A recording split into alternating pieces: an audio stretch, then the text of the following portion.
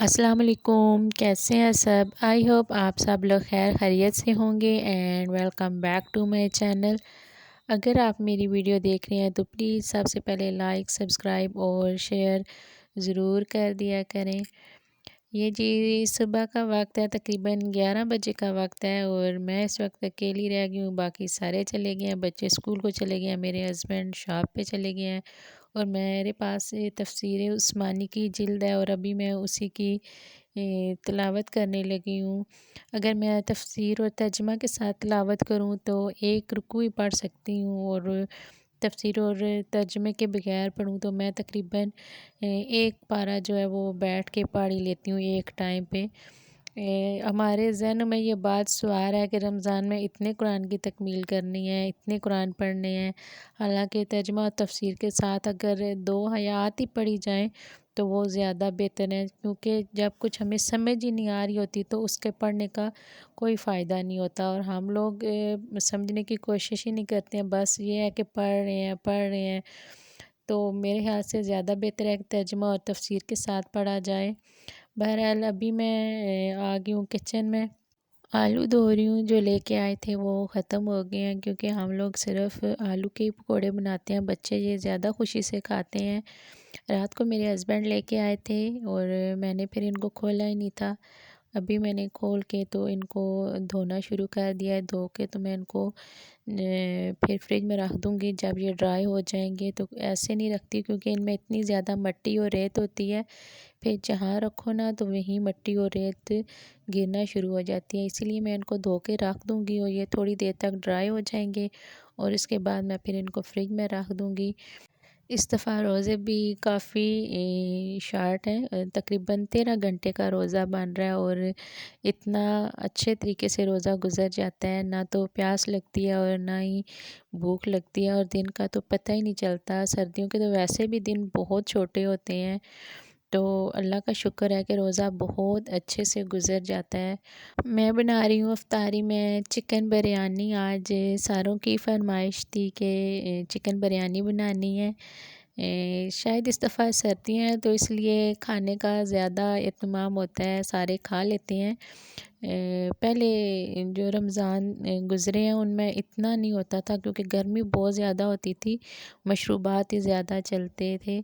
लेकिन इसके बार खाने की भी अच्छी खासी चीज़ें जो है वो खाई जाती हैं, बच्चे खा लेते हैं खुशी से, बच्चे भी क्या बड़े भी खा लेते हैं।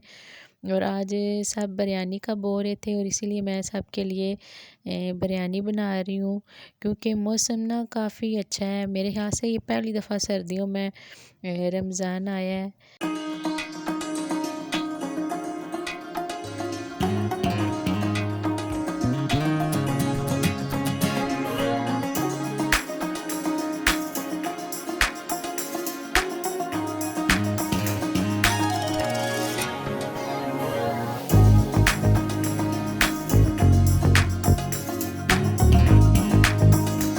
अच्छा, एक बात है कि 3 बजे के बाद टाइम इतना जल्दी से गुज़रता है, पता ही नहीं चलता। इफ्तारी बनाने में समझ ही नहीं आती कि टाइम इतना जल्दी कैसे गुज़र जाता है। हालांकि मैं 3 बजे किचन में आ जाती हूँ और फिर भी मैं इतनी मुश्किल से इफ्तारी बना पाती हूँ टाइम तक।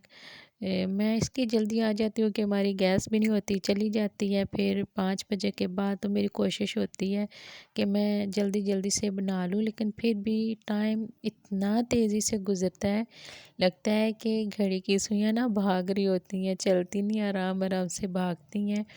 बहरहाल जी, मैंने अभी कौरमा बना लिया है। कौरमे की मैंने अच्छे से बुनाई की है, बल्कि बहुत ही अच्छे से बुनाई की है, और इसमें मैंने 1 गिलास पानी का डाल दिया है ताकि चिकन अच्छे से गल जाए।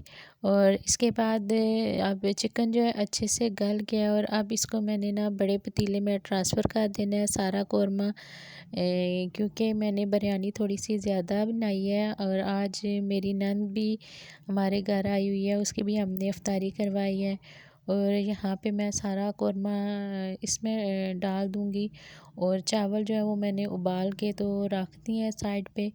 और अब सारे चावल जो है मैं इसमें डाल दूँगी और फ्लेम को मैंने बिल्कुल लो कर दिया है, क्योंकि मैंने चावल इसमें सारे डाल के तो फिर इसको दम दे देना है।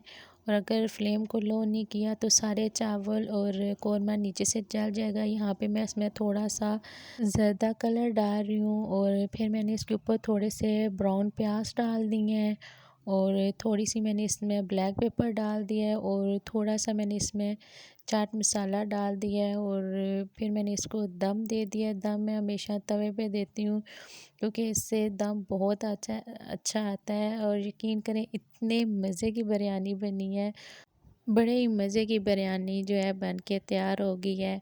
और आज इफ्तारी में थी जी, खजूरें थी और कस्टर्ड और पकोड़े, चना चाट, फ्रूट चाट, दही और बिरयानी। साथ मैंने थोड़ी सी रोटी बना ली थी क्योंकि मेरे हस्बैंड जो है वो रोटी खाते हैं, वो चावल इतनी शौक़ से नहीं खाते। चाहे बिरयानी हो, पुलाव हो, जो भी हो खा लेते हैं लेकिन ज़्यादा खुशी से नहीं खाते। और यहाँ पे बच्चे सारे मगरिब की नमाज़ पढ़ रहे हैं। जब मैं पढ़ने आई तो मेरी जगह ही नहीं बची थी, सारे बच्चे जो है वो अपनी अपनी जाए नमाज़ें लेके तो नमाज़ पढ़ रहे थे। बच्चे भी जो है वो बड़ों से ही देख के सीखते हैं, जैसे बड़े करते हैं वैसे ही बच्चे करते हैं। और हर घर का एक अपना ही माहौल होता है। उसके बाद जी मैं आ गई हूँ किचन में, किचन साफ़ करने के लिए। और किचन इतना बर्तनों से भरा हुआ था इफ्तारी के बाद। और मुझे ना बस मैं कहती हूँ कि नमाज के फ़ौरन बाद ना मैं पहले 1 कप चाय पी लूँ और उसके बाद मैं किचन साफ़ करूँ। लेकिन आज जो बर्तन है वो कुछ ज़्यादा ही हो गए थे। पहले मैंने सारे बर्तन जो है वो इकट्ठे कर लिए थे और इसके बाद फिर मैं इनको धोना शुरू हो गई थी। बर्तन तो वैसे भी नहीं ख़त्म होते लेकिन इफ्तारी के बाद ना कुछ ज़्यादा ही बर्तनों का ढेर लग जाता है और इसीलिए मैं जल्दी जल्दी से पहले किचन साफ़ कर रही हूँ ताकि किचन साफ़ हो जाए तो उसके बाद मैं फिर सुकून से अपने लिए चाय बना के तो फिर चाय इंजॉय करूँगी।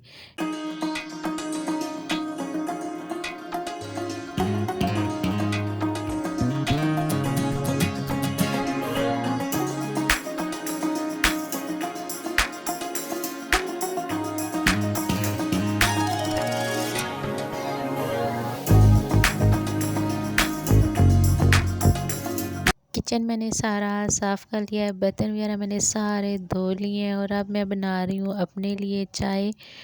मेरा गला इतना ज़्यादा ख़राब हो रहा है कि मेरे से बोला भी नहीं जा रहा।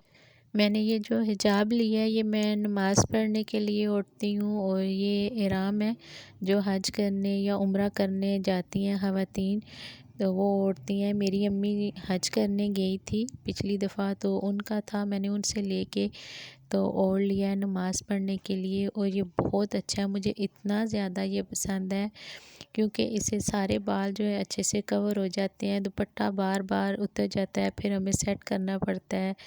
तो मुझे ना ये बहुत ज़्यादा अच्छा लगा है और पूरा इससे ना बाल जो है सारे कवर हो जाते हैं। ये बहुत अच्छा है। और आज की वीडियो यहीं तक है। अल्लाह हाफ़िज़।